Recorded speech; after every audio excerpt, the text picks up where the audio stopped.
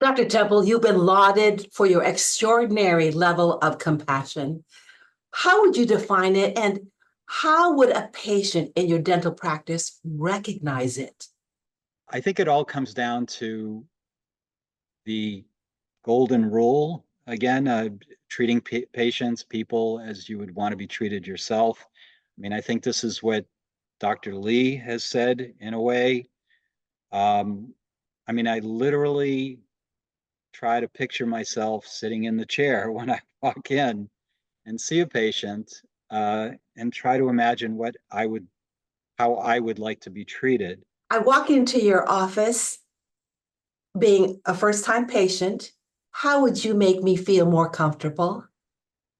Have a conversation, and uh, and again, some people don't want that. They don't want that connection, but most people do. And in my 40 years plus of being a dentist, the connections part has probably been the most rewarding part of my practice. It puts people at ease. Is this a family trait, and are you passing this gift on to others?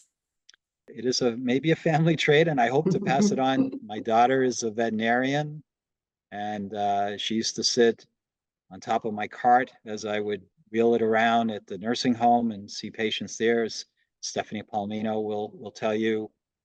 And I think she got a little bit of a sense of the connection that I had with my residents of the nursing home and my patients. So you serve as a role model for your children. I'd like to think so. Uh, but again, everybody is individual and they'll bring their own uh, uh, personality into it as well. Is compassionate care an integral part of dental training and education? I have to say no, Jocelyn. Really, I went to Georgetown Dental School. It was not discussed. It was a great education, technical education, but this was not part of our education. I mean, this is really up to the individual person. Now, I understand that your office exhibits compassionate care. Now, did you do this consciously? It's nice that you say that. I really did make a conscious effort to hire people that I thought would be the kind of people that I would like to, that ones that show compassion, show sensitivity, are inclusive. Um, and I think that that was one of the things that people did relate to me, my patients, that they really feel comfortable in the office. It's a very kind of a homey feeling. There was one in person in particular, and a lot of my patients, if any of them are ever listening to this interview, will know who I'm talking about. It's Bernice, and certainly Stephanie would know her. Um, and she used to be like a mother to people.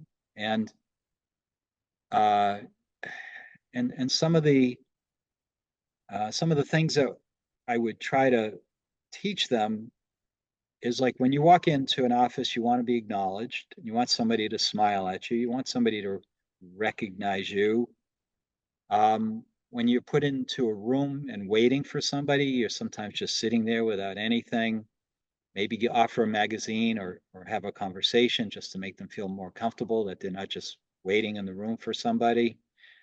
Although nowadays people have cell phones, they don't need magazines. Um, so these are the kind of things uh, that I try to mentor, teach my staff, and I think it really did work. They were really a wonderful staff.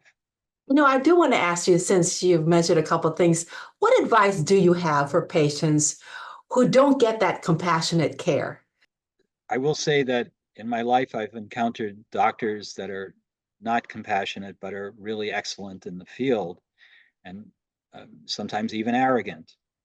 But they really know what they're doing, and you have to make a choice. Maybe sometimes you ignore that, and you just are happy to receive very competent and very uh, good care.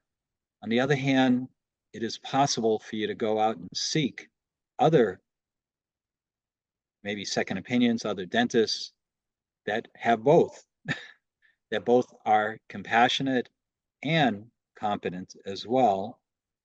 Uh, and it makes it that much more pleasant. Dr. Temple, thank you.